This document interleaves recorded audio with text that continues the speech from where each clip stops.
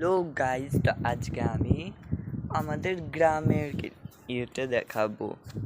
মানে মেঘলা করে থাকলে কি মারাত্মক সুন্দর লাগে, সেটা পার্ট 1 আমি দেখাইছি। এটা হচ্ছে পার্ট 2।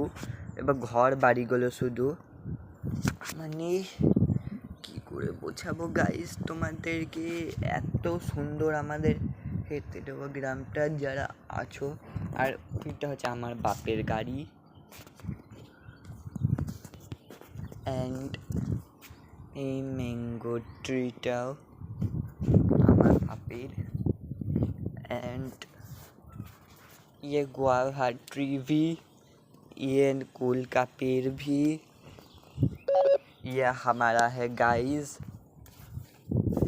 और वो जो देख रही हो इस ज़मीन, दयाल बड़ा दयाल और उसके टैंकी लगा है, वो भी हमारी थी, लेकिन ये मेरे ग्रैंडपा ने बेच दिया है।